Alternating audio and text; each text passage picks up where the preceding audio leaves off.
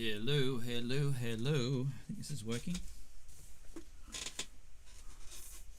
Levels. Levels. Should be plenty of level. Levels.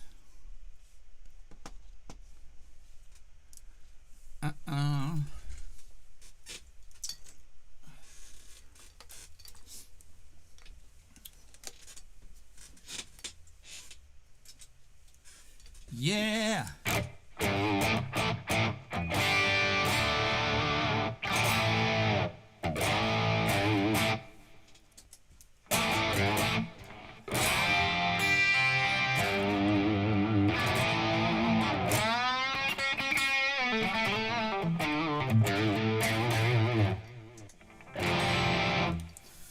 Hello. All right.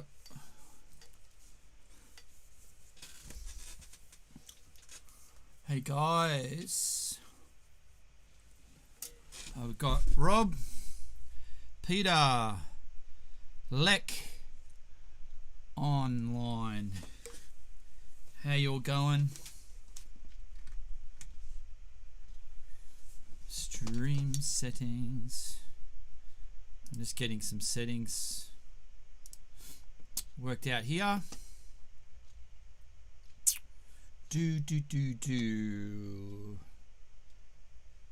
How are we going, guys? I'll just give people a little bit to get on. I've got about 3 people watching at the moment, and we've got the live chat thing going, and the 3 of you that are here can obviously have already chatted. So yeah, I've managed to figure it out to get it up on, so you'd obviously see it up on your screen, which is really cool, so you can all see what each or other are saying. And I'm assuming you would be able to see that anyway if you were on YouTube, but if you got it on your video, on your TV, then you'll be able to see the chat while you're on TV. There was a question there. What video software did you end up using? Lek, it's I got OBS. I think that's the one you suggested. Seems to be working pretty cool. It's probably not as easy to use as the other streaming software I had, but it's a little bit cheaper. I mean, it's a lot cheaper because it's free. I think the other program was had some things that were a little bit easier to get around on. But it's like $50 a month. I don't need to spend $50 a month for a free streaming video that I'm doing once a week. I think that was a bit of a waste of money. I decided against that. So yeah, we've got a couple more people that have come on. Hello to everyone that's sort of just joined us. If you're signed into YouTube, you can make a comment and you'll see your comments come up on the... What side of the screen is that? Is that the left-hand side? Yeah, sort of see things in reverse. I'm assuming that... Yeah, that must be the left-hand side because it's my left hand. Mitzi, how you going? We got Lek, we got Rob. Rob has been setting up his one of his rooms in his home to do some recording on his drums and bass and stuff, which is really cool. I might get you on maybe next week or something to get you on a chat or something. You can show us your recording setup or whatever you're doing at home. That might be a cool little segment to do. People show off their little music caves that they've got set up at home during COVID. That might be a cool thing. Warren's on. Hey Warren. Mitzi Johnson. I might be the only girl here. Hopefully not. No, you're definitely not, because Rob's special friend Jen is watching too. I know Jen. I hope she's watching. She better be watching, otherwise she's going to be in trouble. So yeah. So yeah, so feel free to make some comments or questions. If you've got anything I would like to you would like me to talk about, yeah, just put a message in or shoot me a message. Lex said cassette player. What is cassette player about? I don't know. You might want to elaborate on that one, on Lex. Rob says, wait till Tim gets here.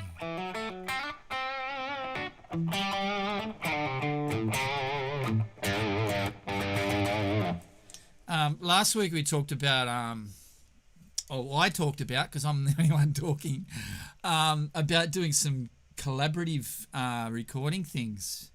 I didn't hear, I heard from a couple of people. Tim is here. Hey, Tim. I heard from a couple of different people. Rob's going to record some drums and bass.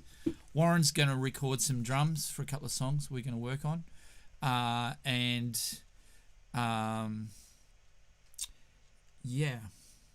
So if you're wanting to contribute to that, feel free.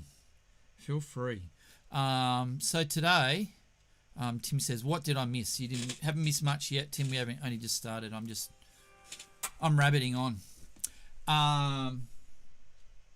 Today, a couple of things I had in mind. Where's my phone? I wrote some notes down. Because I'm trying to encourage people to do some collaborative video stuff. I had some questions on how do you do that, especially if you're not set up with all the techo gear that I have in the room here. And it's actually quite easy. So if you've got a phone that can record high quality or good quality video, and some other device to play back a track or a song, it could be an iPad, it could be a computer, it could even be, do you know, Lek, if you've got your cassette tape, it could even be a cassette tape. And what you do, so let me sort of walk you through this. So say this is my playing device. All right, now I would have on this, if it's an iPad, you would have probably an MP3. If it's a cassette player, you would have a cassette. I don't even have a cassette here. If it was a computer, you'd have some sort of MP3 or audio file on it.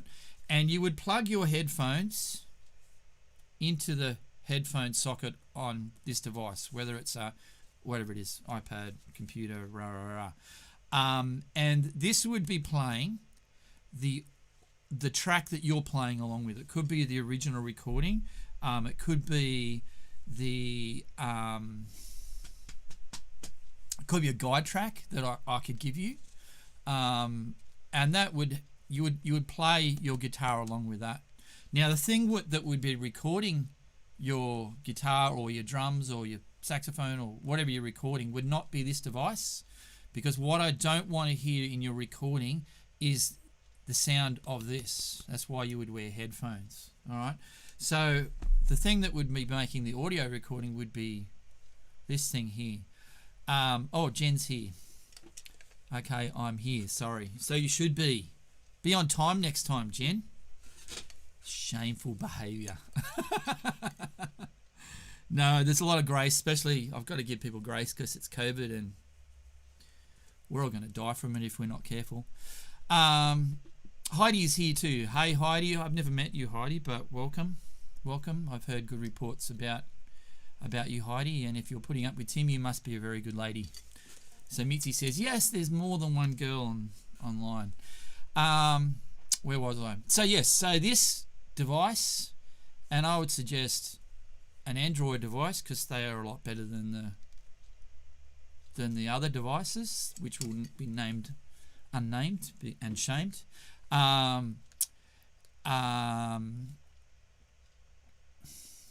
Sorry, I'm reading my questions. I'm getting distracted and losing my train of thought. So yeah, so this would be doing the recording. All right. Ideally, what I would like, if you're going to do something, is to record it in 4K. Now, most modern phones will record in 4K, and that just gives you a nicer looking picture. Like 1080p will work fine as well, or even 720 if your phone doesn't do a higher resolution. So that's going to be capturing your audio and your video, and obviously you want to set it up in a spot that shows your best side. I don't know which side is my best side. I don't know. Shows your best features. And please, kids, we want it G rated or PG rated. We don't. Yeah, I'll leave that there. So your best facial features, and obviously a little bit back, so it's showing a picture of your guitar or your instrument or whatever it is, and set it up in a place where the phone can hear your instrument as well, whether it's drums or bass or keyboards or xylophone or kazoo or the trouser trumpet. Does anyone out there play the trouser trumpet?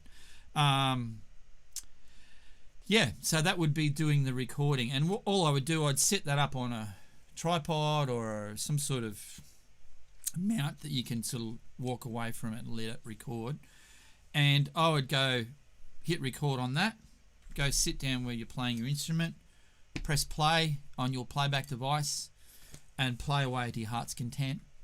And like I said, if you're using headphones with device number A, the playback device, then this should not pick up the sound of this, because that would be disastrous trying to mix. And then what I would do, if you guys can send me your footage from this, I can give you we can send it via Dropbox, because generally 4K video can be quite heavy on the old gigabytes. Send me your video, and then I can split it out and sync all the audio and the video together in my video editing software. So it's quite easy to do. You don't have to be super technically logically advanced, but yeah, just enough to get us by.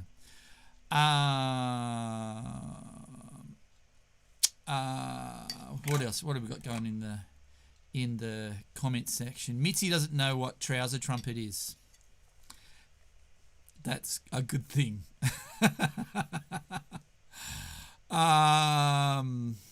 Someone can comment if they want to comment on that.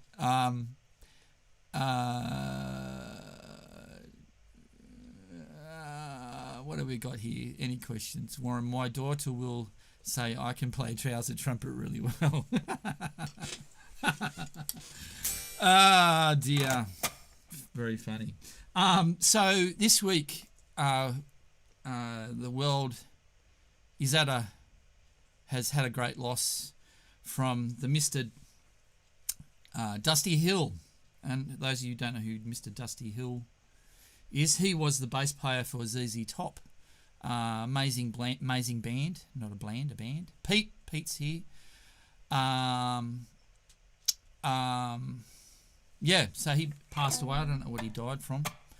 But they're getting on a bit now, those boys. So hopefully they find someone to fill his shoes. But they were pretty big shoes to fill, I think. And I think ZZ Top can be a very underrated band. I remember my first exposure to ZZ Top was through those big songs they did in the 90s with electronic drum sounds, and it was very processed, and it was like, yeah, this is cool.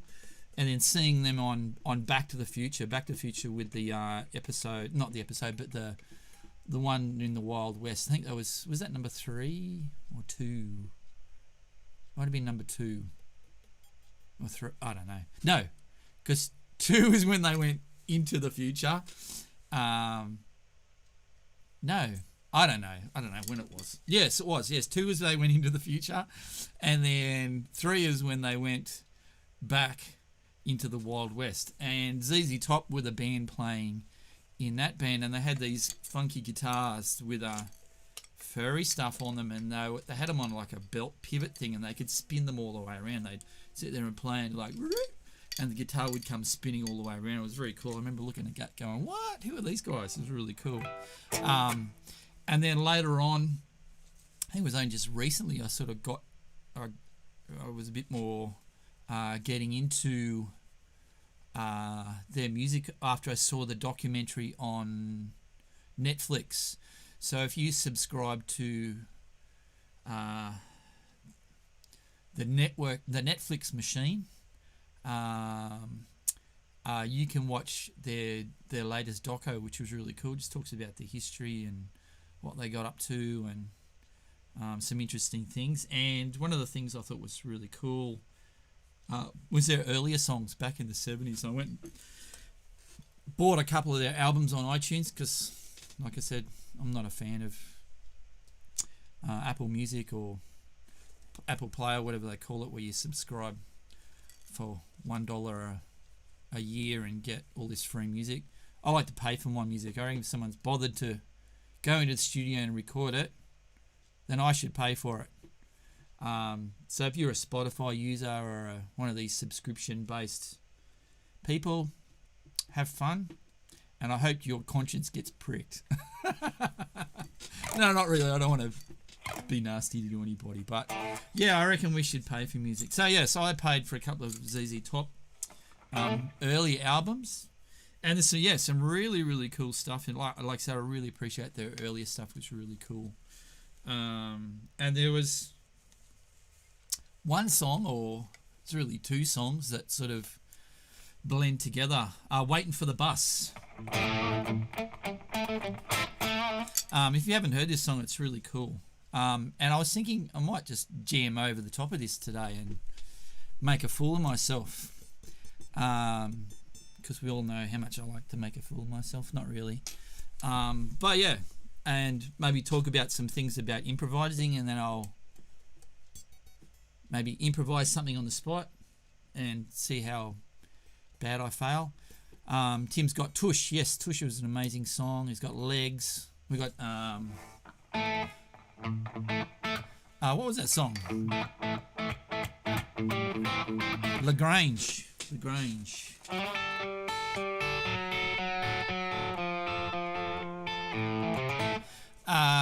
Yeah, very cool song. You can tell I must be a dedicated ZZ Top fan if I can't even remember the name of Lagrange. It's probably their most famous song ever. I just suck at remembering names of songs. Yes, I thought I'd have a bit of a jam over that. And I've asked Warren to see if he can work on a drum track and maybe get one of our bass player mates to do a bass track, and we'll do some collaborative videos over the top of that one and get people to throw some solos over the top of that song. I reckon that would be cool. And I think the big thing with this is don't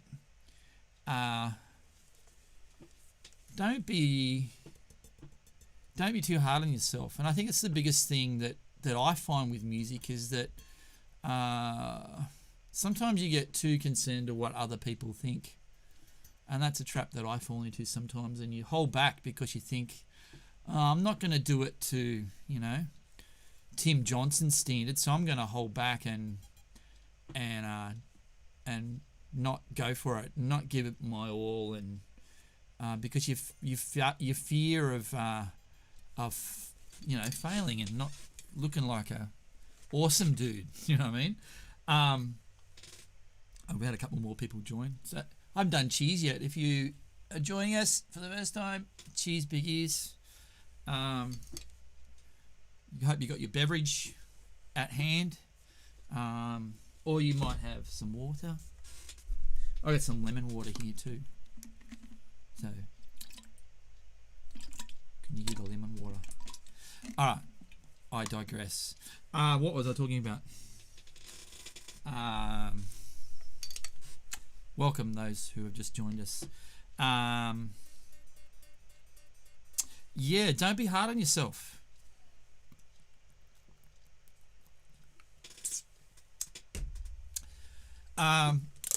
Yeah, because your mind is the thing that will block your creativity and negative thinking.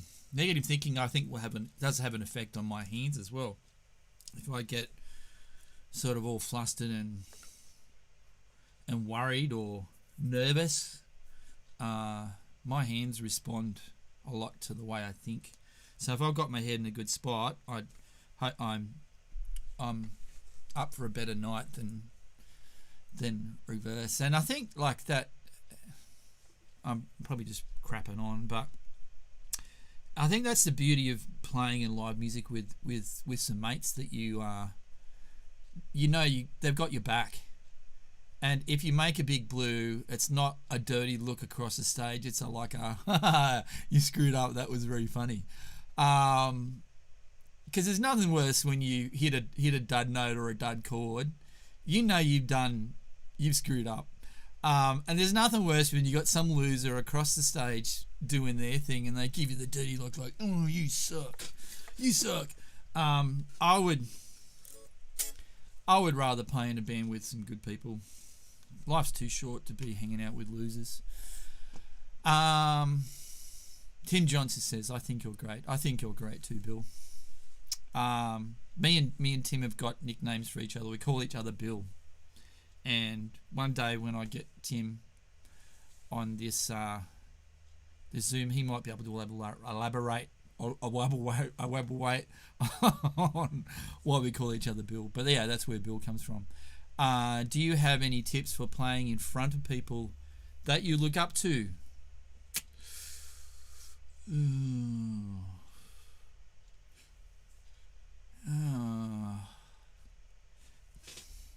Dutch courage. That's probably not a nice thing to. If you're a teenager out there and you're, I don't endorse supplements of any description. That's not a good path to take.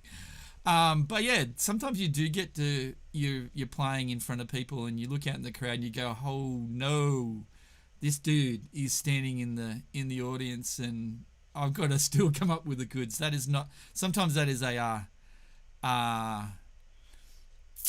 that's not a good thing. But yeah, it does happen, and I think I might have spoken about this on when I played with Mark Gable from the Choir Boys, and the guitarist from the Choir Boys was out in the audience. I think for me, if I know there's other guitar players there that I know are out there watching, I just pretend that they got my back. That would probably be my biggest thing. And you generally find that the people who are actually any good are not there in the corner going, what's this guy doing tonight?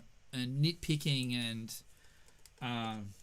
trying to pull you down, because they know how hard it is sometimes. And yeah, you generally find the best people that do what they do are the most positive people, and they're there to encourage and to see everyone else do good. And I think the people that stand there nitpicking and stuff are wankers at the end of the day. And who cares what they think? Yeah, so yeah, I hope that helps. But yeah, getting back to that whole negative thing, I think for me the mind is the biggest thing. And doing some good practice beforehand. I had like 5 minutes to play guitar before I started this thing. So I'm going to be really, really rocky, and not rocky in a positive way, but probably, yeah, you know what I'm talking about. And the other thing too is our society with music. A lot of the days when we hear music nowadays, it's been polished to the nth degree, and everything's auto-tuned and has been time-aligned in digital audio workstations and Pro Tools, and all the drummers' kits have been moved around and changed to be perfectly in time, and I reckon that sucks the life out of music. If you listen to some of the early music like Zeppelin and ZZ Top and all these dudes, there's none of that going on. They're just getting up, they get in the room and they play.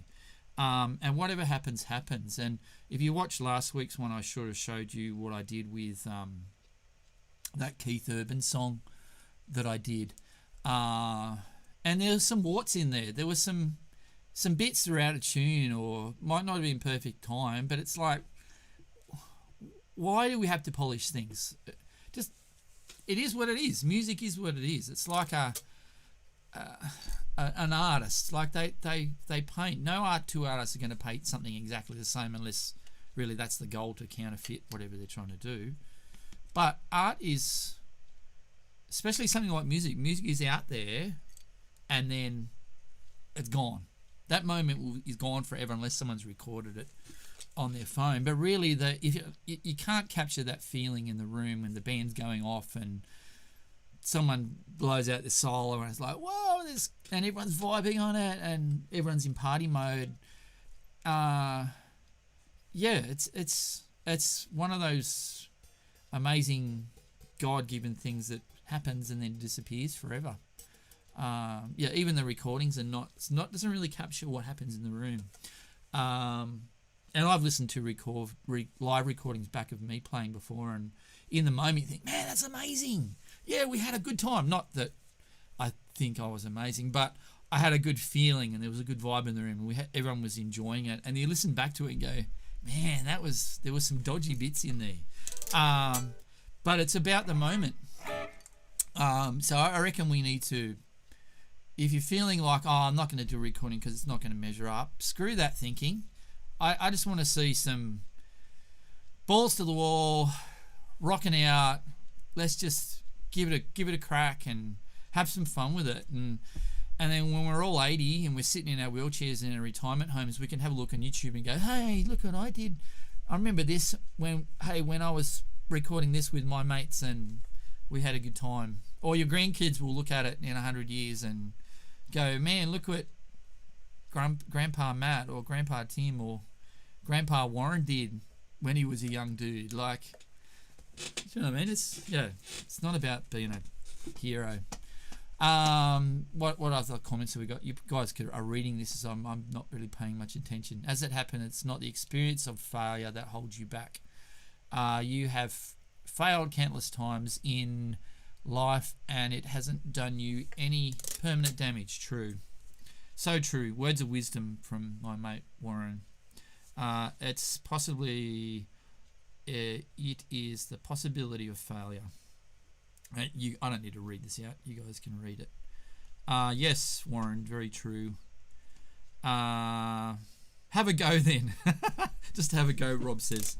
We're all there to cheer for each other on. All right, so I'm just gonna have a bit of a hit over the top of this song, and I might even sing a little bit. And like I said, I reckon this would be a cool tune for us to do. And then I'll pull apart some of the thinking that I did when I was doing what I was doing. All right, and what I need is some John Farnham effect on my voice. Yeah, does that sound like John Farnham? Probably not.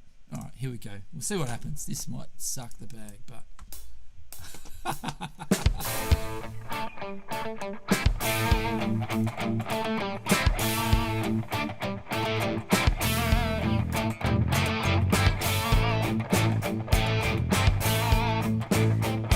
Have mercy,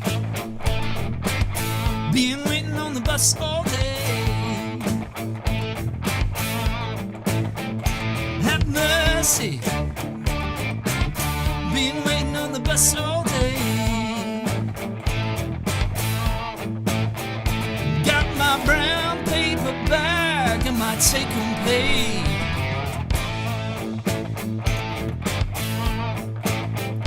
Have mercy, been waiting on the bus all day. Have mercy, been waiting on the bus all day. Got my brown paper bag and my take-home pay.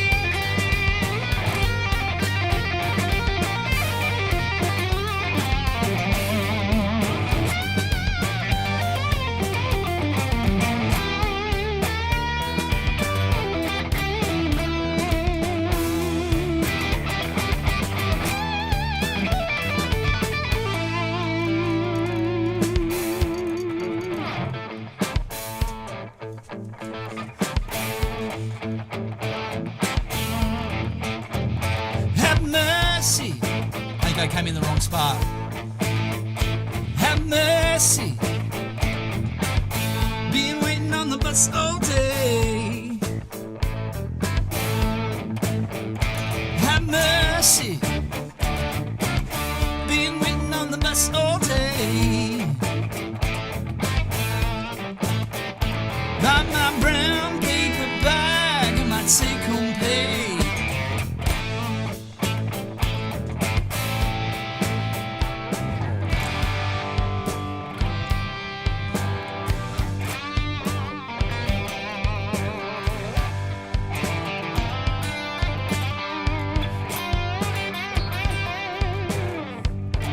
I think I missed the vocal cue, but anyway. Oh, there we go, change.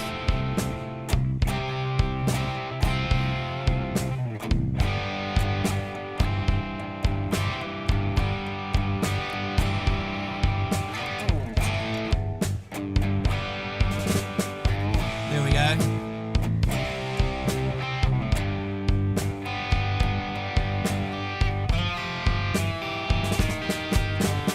Jesus left Chicago and he's bound for New Orleans. Oh, Jesus left Chicago and he's bound for New Orleans. Yeah, yeah, yeah. And I don't know the words for this bit. One way for another, and all points in between, yeah.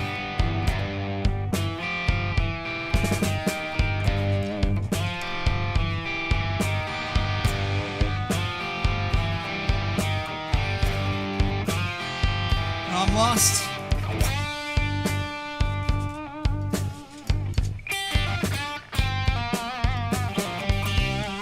Oh, change.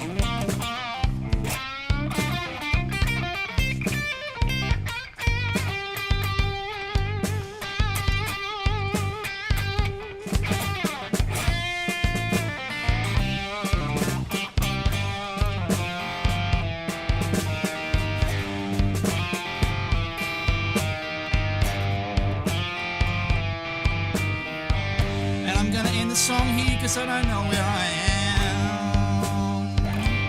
Oh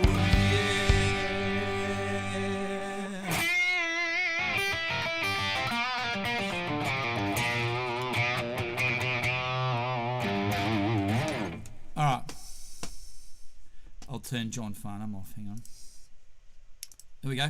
Dan, back to normal. Back to normal. Alright, so that sucky bunch of guitar riffage was prime example of things that can go wrong. Because as I started that solo, I got a cramp in my hip. That's what I get for trying to rock out while sitting down. Man. But anyway. So Rob says in the crowd goes wild. Thanks, Rob. Cheers. Cheers. I see. I didn't die in the process. So if you're considering doing some collab stuff, you will not die in the process either, unless you have a heart attack while you're recording, or a stroke, or COVID, or whatever. Well, if your number's up, your number's up. That's what I reckon.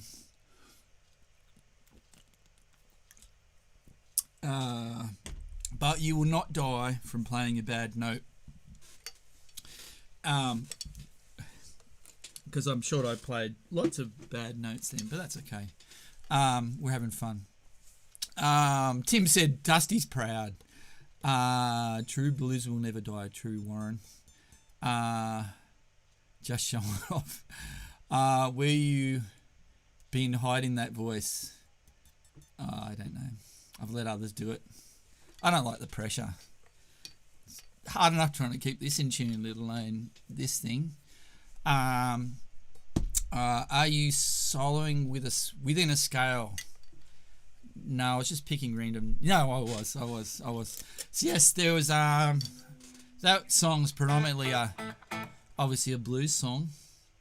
And yeah, it was mainly around the minor pentatonic song. But in the first song, we had 3 key changes. Key changes are not heard of today in today's music, probably for good reason. Because Celine Dion killed the key change for everybody on planet Earth. That's what I reckon.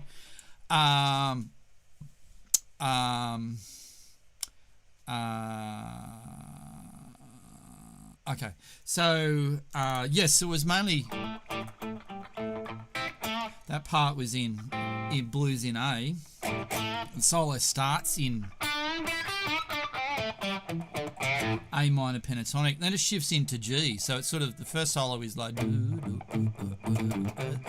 that's the riff underneath it, and you solo over A minor pentatonic, and then it goes into G.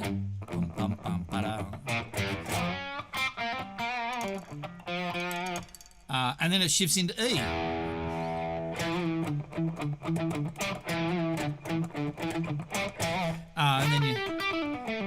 And it's all E minor pentatonic stuff. And because I hadn't sat, because I think there's 2 sides of it. You can sit down and write a guitar solo, which I have found as probably for me has been a lot of my guitar playing life. I will, if I'm an original band, I'll write something, and I'll play that all the time. And I remember when we were younger with a band that we had at the time, and we went in the studio and recorded some songs. And I remember the guys in the band saying, "Hey, dude," because before then I'm just going to improvise everything. I'm going to make it up on the spot. And they said to me, "Look, you can't do that anymore. It's like if you play it, why you play it on a recording is the way you got to play it live." It's like, really? No one ever told me that. So I sort of moved into this thinking of I'm going to write something and then I'm going to play it until the day I die, which has its merit and is good. And if you listen to I won't say all the good recordings, but a lot of the good recordings that are out there with big guitar solos, a lot of them have been written to some extent. There's not, I'm probably generalising a lot, but it's probably most of them I reckon were written and then the rest of them were made up on the spot. It's a pretty obvious statement. It's either going to be one of the two. But yeah, so that's that. My thinking for a long time, probably since I was Change of Heart, Tim. How long ago was Change of Heart? That was a long time ago. That was 30 plus years ago.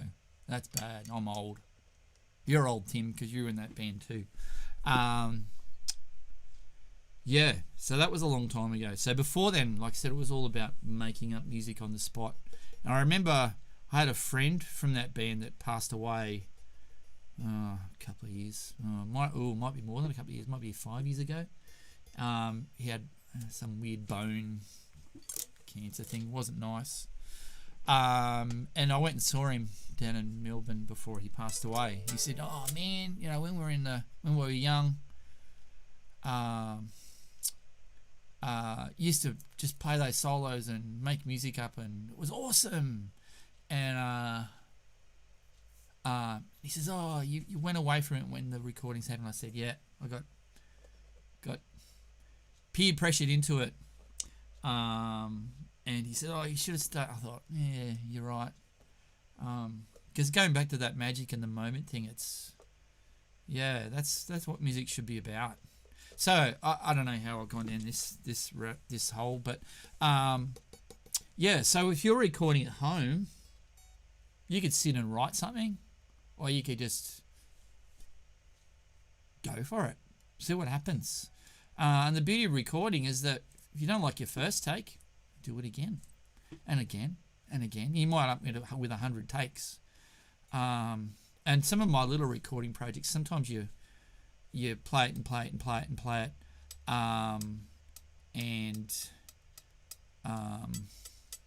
yeah, you just do a million takes on it, and you go, "Oh, I don't know if it's getting any better," and you just look through and try and find the best. I sort of get fed up with it after a while and just go, this will do. Here we go.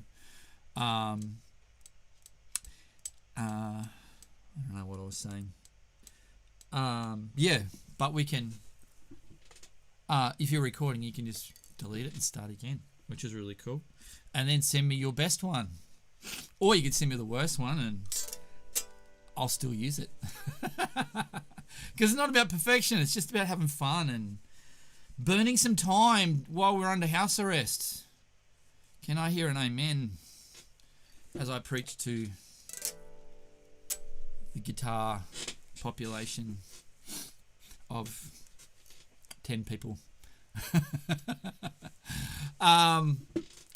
Tim says 90 to 95, so it's 90 to 95.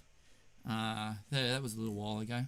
And Tim's got Duff with question marks. So I'm assuming was it Duff that pushed me into playing? I don't know. No, it was no. Oh, I don't think so. I don't know. It was a bunch of people that said I needed to do that. So some good ideas come from improvising and refining. Yes. So yeah, exactly right. So I would generally, if I'm recording something, I've got to make up a solo. I would just do a couple of hits on it, try and come up with some different ideas, and then look back at that and go, okay, this bit here was cool. What if I went from here to here? Yeah, excellent point, Tim. Yes, it does. They do come from refining, because I don't think you can sit down and go, oh, this song is in E, I'm going to play a C sharp here and a B and an A. Some people do that, which I think is a skill all in its own. I remember hearing a story of a guy called, I don't remember his name, so this is going to be a good story. Chris Folsom was the dude. This is a guy, he was a guitarist and singer-songwriter. He went and was going to record this album, and apparently he had picked all these musos, written all the charts, because this guy's dad was a music director for the, I think, ABC, or one of the big TV stations back in the day. I mean, this guy he would put 15 years my senior, which would make him really old. I might be wrong. So, Chris Folsom, if you're watching, I'm sorry. Don't dob me in, anyone that knows Chris Folsom. But yeah, I remember hearing a story of him going in the studio, and he woke up in the morning and he felt like, you know what, none of these songs are going to cut it on this album. And that morning he wrote by hand with a piece of manuscript paper and a pen all of the songs that he was going to record that day. Didn't touch a guitar. How do you do that? I don't know. That's talent.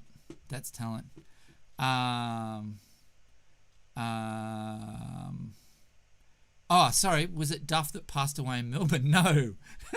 No. It was. Oh, sorry. Tim is asking on. We're talking about our old band. So, where Tim and I sort of crossed paths was back in, was it 90 or somewhere around 1990? And I was playing in this band called Change of Heart, and some things went down, and I decided I need to move on from the band and get a real person's job repairing printers. No, I was doing an apprenticeship, and hadn't finished my apprenticeship yet, and the band wanted to go full time, and I thought, no, I can't. I need to finish what I was doing. Or something like that, along those lines. And so Tim was the guitarist that came in and replaced me and did an awesome job, and was with the band for a few years after that. And Duffy he was the drummer in the band, hot drummer, good mate of mine. I still talk to him every now and again. He moved down to Melbourne, but no, it wasn't Dub that passed away. It was the keyboard player, the original keyboard player, Phil. Awesome guy. And sadly he passed away not a couple of years ago. So that sort of ties that story in. So if you just tuned in and you come in halfway through, maybe at the end go back and everything will make sense if you listen to the whole lot. What was I talking about? Solos. So this Chris Folsom wrote a whole album that morning. They went into the album into the studio, and all the musos played the dots on the page, and they recorded this thing, and it was amazing. And I thought That's mind-boggling. I don't get that at all. Yeah, not the only reason I don't get that is because I wouldn't have a hope of doing that. Writing a song without an instrument in your hands is mind-boggling. So, going back, we were talking about making a solo up. Yeah, so yes, not many people would sit down and go, I come in the key, I'm going to play a C sharp here and I'm going to play a B here. There might be a little bit of that, but most people will just go in and play around and feel around the song and find some good riffs or some ideas that connect together, and then piece those ideas in the solo, because that's really all a solo is. A solo is just a string of little musical phrases called riffs. Just like, and I use it with the example with the kids. Like if you look at a book is made up of chapters made up of paragraphs are made up of sentences, words, and words, letters. And the letters that we play with is our scales, and then we just group these in little riffs or little phrases and connect the phrases together. And there's some good things that I try and find, especially if I'm playing live. It was a bit different then because I had a cramp and I was playing on my own. I will try and look for a hook or a motif that I'll try and repeat. There probably wasn't much repetition going on with what I was doing, but I'll look for something that, as I'm playing, catches my ear and it sort of connects with the moment of what's happening at that time, and I'll go with that. And it's something I think we all need to practice. I think for me, for playing in a In Excess tribute thing for the last 10 years, it's my soloing and improvisational skills have taken a bit of a nosedive because it doesn't really happen in that sort of music, because it's all about party, dance, funk, chords, and not a lot of shreddage going on, which is a bit disappointing. I remember when In Excess were big, I was not really into it. My mate Duff was, because awesome drumming in that music, but didn't really do it for me when I was younger. It was more about the Whitesnake and the Van Halen and the cool music.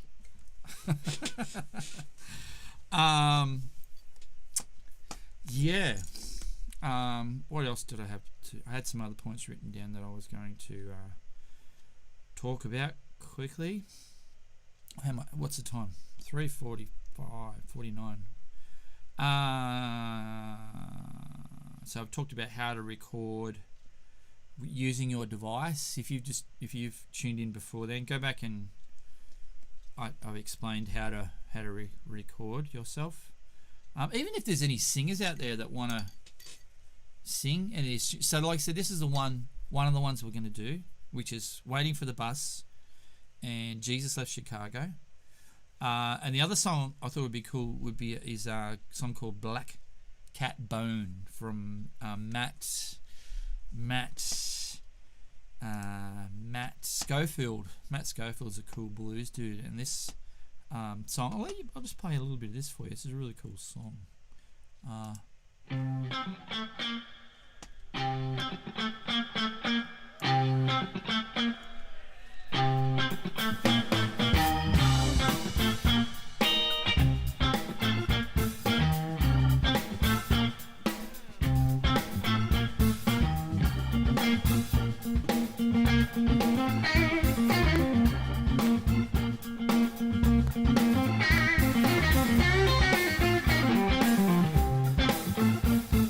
So Matt Schofield is a killer guitar player and a singer. Amazing voice. Have a listen to this.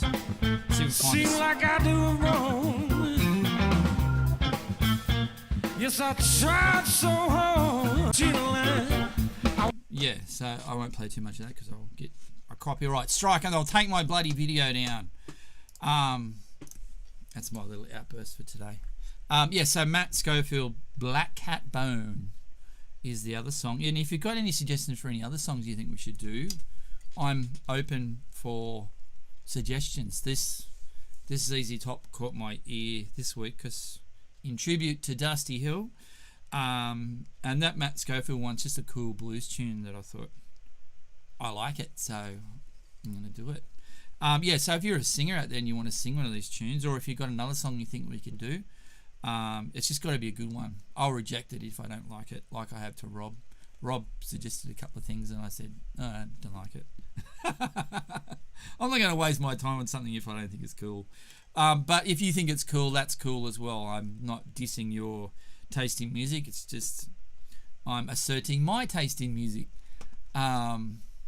Rob's top song, very funky and catchy. It is very funky. And there's a lot of funky little guitar bits we can layer on top of that. Yeah, so if you're a singer, if you're a keyboard player or a bass player or a kazoo player or a trouser trumpet player, Mitzi, have you found out what trouser trumpet is yet? I'm not sure if anyone's let the cat out of the bag. No, I'm not going to put trouser trumpet on any of these recordings because that might push us over the edge with our child-safe videos. It probably won't. Not with today's society. Maybe if it was some other topic, they might take us off real quick. But I'm sure they wouldn't take us off for the trouser trumpet. I keep losing my track. Back to the phone. So yeah, if you've got a suggestion, send me a suggestion. And the good thing, because I'm assuming we're mostly guitar players here, so a Boy George song or something like that's not going to really fly. We want something where we've got some room for some improvisation, some ripping guitar solos, and some cool drum fills. We want some real music, not Boy George or Culture Club. I don't want to hear any Culture Club. Pet Shop Boys, definitely not. You get where I'm coming from. Rock and roll is where it's at. So it's a couple other points I've got here on arranging a solo.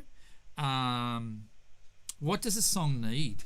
Because I think this is one of the points that gets lost a little bit with guitarists, because they learn all these riffs and I know I sucked on that one. We spend hours learning this riff, and we want to stick it in every damn song that we come across, which is cool because that's the way it becomes a part of who you are as a guitar player. But I think there can be a little bit of six-string diarrhea that happens at that point, and the song gets forgotten about. Rob says, what about ABBA? What do you think, Rob? And more importantly, what does Tim Johnson say about should we do an ABBA song? I would like to hear Tim's thought on that. For those who don't know, Tim Johnson played in a ABBA tribute show called Fabba for a lot of years, and I've actually filled in for Tim a couple of times, and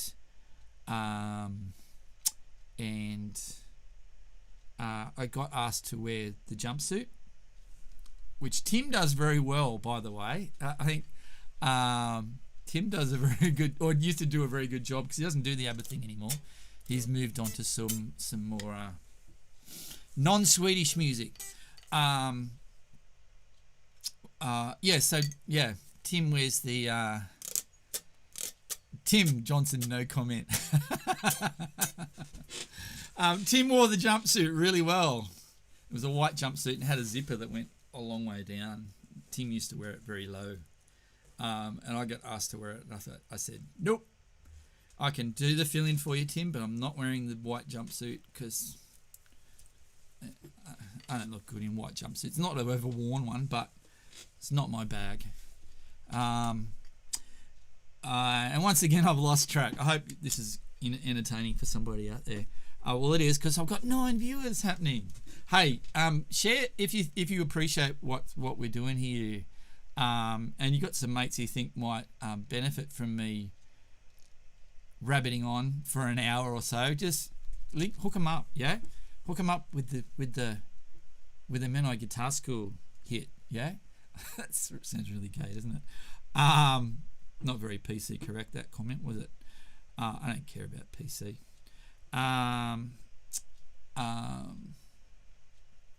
Tim says I was soft for not wearing the jumpsuit. No, it was called being tasteful in my presentation. Not that you weren't tasteful, you had the body to work for it. It's not going to work for me.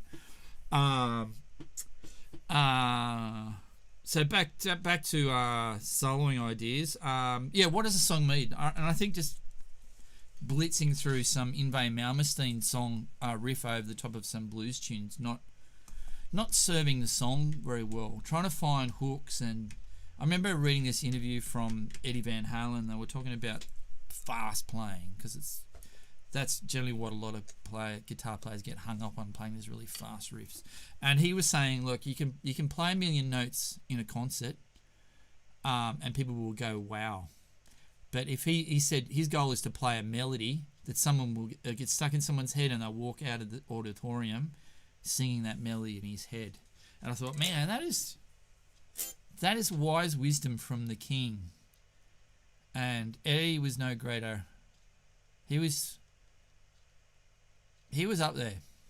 He was up there. So there's a lot of wisdom in that. But Yngwie said a wise comment. Yngwie Malmsteen. If you don't know who Yngwie Malmsteen is, you should check him out. He's amazing. Rob says, should I hand you a shovel and keep digging that hole, Matt? No, I do a really good job of getting myself into trouble. So,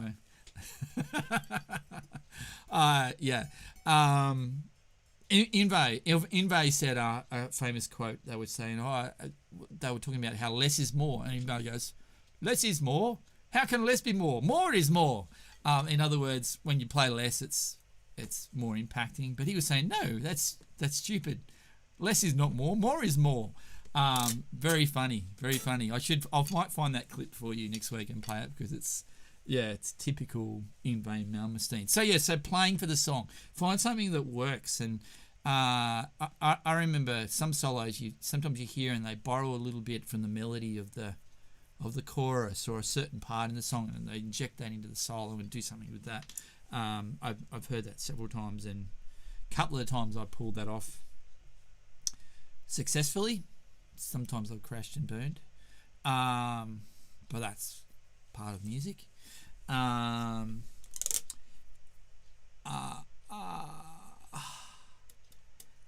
So finding something that means something and playing that. I watched talking about ZZ Top.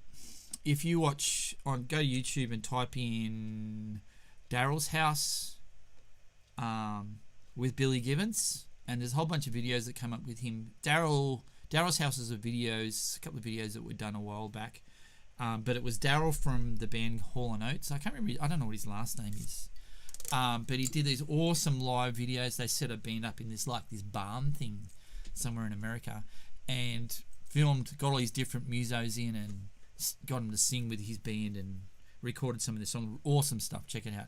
But I remember seeing one of Billy Gibbons playing a solo over the top of one of Daryl, what's his name's songs, and it was so simple, but he made the thing sing. It was like, man, I've heard obviously Billy Gibbons do the ZZ Top thing many times, but hearing him play over someone else's song and improvise, it was just so sweet. Daryl Hall and John Oates. Daryl Hall is the dude. I don't know if John Oates had anything to do with it, but that was the band, Daryl Hall and John Oates. Daryl Hall and Rolled Oates. Tim Johnson said, I reckon that's a better name for the band. But yeah, check out Billy Gibbons and Daryl Hall in his recordings. Amazing stuff, just really cool. So a couple other points I wrote down here. So when you're trying to arrange a solo, think about what the song needs. Does it need space? Does it need energy? And the best way to build energy in a song is just go for it on a note, and make the guitar scream, and play a fast riff if you can play fast riffs. Go for it. Listening for another point I've got here. When you're trying to arrange a solo, listening for accents or changes that happen throughout the backing in that section. Like in the ZZ Top song, it changed key 3 times. So I obviously trying to follow that, and ideally, if I was to write a solo, I would pinpoint particular notes during those chord changes, or maybe angle notes towards a chord as it's coming up to try and hint towards it and then land on it in an appropriate way. And I think when I put these solos together, I'll write a bit of a solo for this and compilate it within everybody else's things. So you're listening for any changes or any accents. Sometimes the drummer or the bass player or the whole band will go and be on an accent. So doom, doom, doom. Like if you're doing a solo over the top of that, that's a really cool thing to do. Because we want to make sure that we're not just off on our own, where we're playing as a band when you're doing a solo. And another thing I picked up from a John Mayer interview one time when I was burning some time on YouTube, as we all do, especially when we're under house arrest. John Mayer was saying, when you go for a solo, just don't go up and start really, really heavy. Build up to that point. Sorry, I just dropped my pick. Build up to that point. So start down low and then work your way up and then pick your energy up as it needs to be picked up. And if you listen to some good improvisations, especially some blues style players, you'll hear the music the dynamic will change. It's not just all on. But they'll start down slow, and it's like, and then he's doing his cool solo, and then the band builds, and it's like, and they build to this crescendo together, rather than just burning through something, which in some cases is good. But I appreciate it when it's got some dynamic movement. It sort of starts down and then it really goes nuts.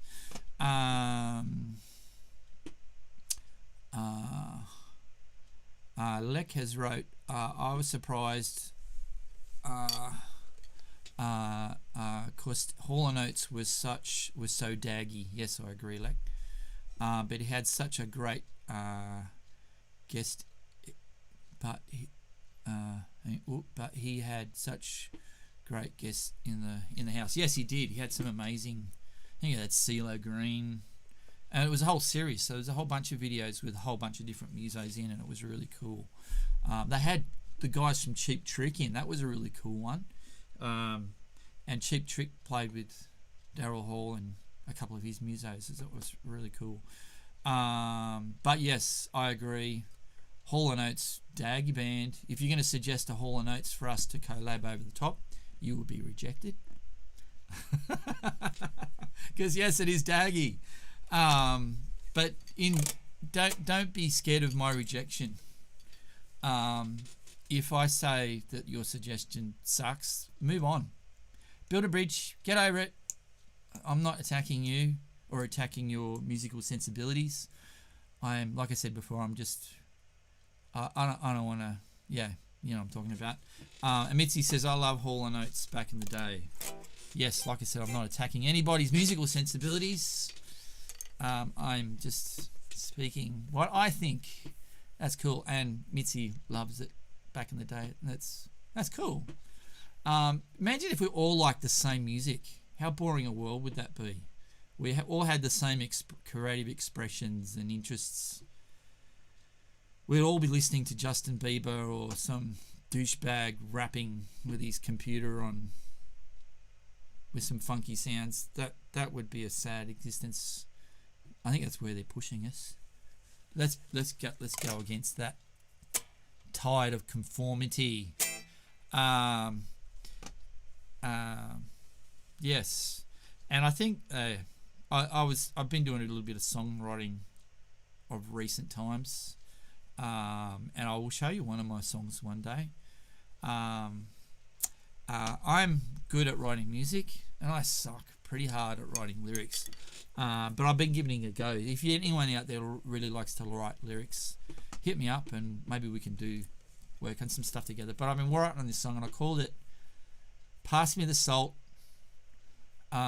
because I got sick of the PC thing. They're trying to sanitize everybody's viewpoint, and if you don't toe the line with a viewpoint that is the common collective, you sort of get bullied into a corner.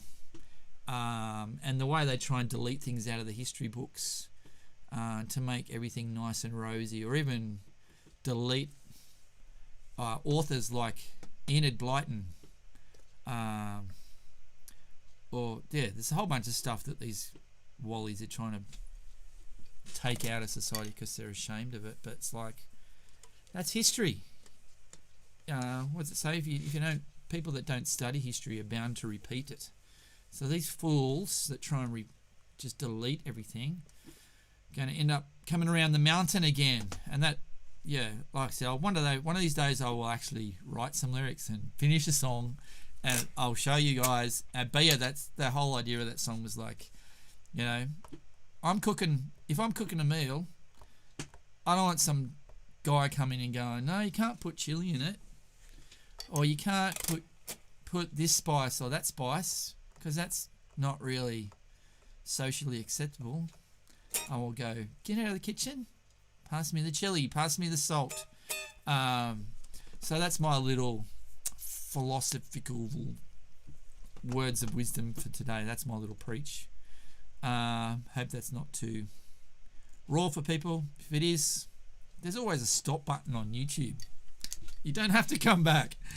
That's a good thing, because yeah, I'm sure I'm just crapping on. All right, cool. So, do I have any other points? Has anyone any questions or any thoughts that I can crap on about? Or any song suggestions? You can, like I said, if you want to communicate to me after, you can send me. Most people have got my mobile, my contact info. If you're looking and you don't, you can go to Menai Guitar School. See my little cool logo up the top, Menai Guitar School. So the website is menaiguitarschool.com. noau.com, just .com. And you can contact me. There's an email form. You can contact me through there, or you can send me a YouTube message. I mean, if you're not connected to Menai Guitar School, I don't know how you've gotten onto this, or why you would be listening to me talk crap. But anyway, and Mitzi says, I can't stand half the music I used to listen to. And that's true too. I think we grow in our stylistic preferences. I probably listened back to some of the... and the other week I sort of went through... This is the video that got taken down and showed you some of my musical preferences or things that influenced me back in the day. And if I listen to them now, it's like, yeah, take it a little bit. But, yeah, you move on from things. And that's called maturity. I probably didn't even say that properly. Yeah, so we grow on. We move from things. Our tastes evolve as we get older, Peter says. Peter is a very wise man. Yes, our tastes do get old. No, our tastes do evolve as we get older. And I'm not a lover of Justin Bieber style music, and I probably rag on him a bit too much. And actually, I heard one of his songs the other day on the radio, and it was actually like, I was listening to it, I didn't know it was him, and I thought, man, this is not a bad song. It actually had a little bit of lyric depth to it, and they said, oh, it's Justin Bieber's new song. I went, what? Mind blowing. Yeah, it was actually half decent. It wasn't rubbish. But yes, our tastes do evolve as we get older. And obviously, I've seen, some evolution in Justin Bieber's songwriting, which is really cool. Not that I ever listened to much of his other crap before, but yeah. So I think that might be, I've sort of run out of things to talk about. So yeah. So I might sign off there, say good night, because I've probably got to go do some shopping, get some food, because we ran out of everything in the house, and I'm the only one that's bothered to get off the lounge and go to the shops, because Jen's watching the Olympic Games. Who's been watching Olympic Games? It's been pretty cool. And the kids busy playing computer games and talking to their friends on Zoom or Skype or whatever they do. So if I don't go get some dinner, then we'll be having Uber Eats for dinner, which I'm not a huge fan of. Alright, cool. So yes, So if you're keen to do some playing, send me a message and I will send you some tracks to play along with, and then we'll see where we end up, and I can splice in. And if I get 6 guitar players playing one song, that's okay. We'll just extend the solo out and make it like a 32-minute song. Who cares? We're not trying to win any Grammys. We're just having fun. Yeah, so see you soon. And I'm thinking too, I might do just a practice session throughout the week.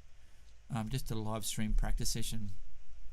Maybe midday or something, one day or something. So if you've subscribed to my channel, if you haven't, do it now, or I will come and bash you. No, I won't. I'll send Rob over to bash you. No, I won't. All right, so yeah, subscribe to my channel. Hit the notification bell, because apparently if you get lots of people subscribing and hitting notification bells, that means shows to YouTube that you got a good channel going on. And maybe one day I might be able to get back to a status where I can actually monetize video and make 1 cent per video that I put up. All right, cool. So catch you guys, and let's pray that COVID goes away and that we all survive the process. I'm sure we will. All right, so have a good time. Catch you next time. Same bat channel, same bat time. I think I said that around the wrong way. Bye. End.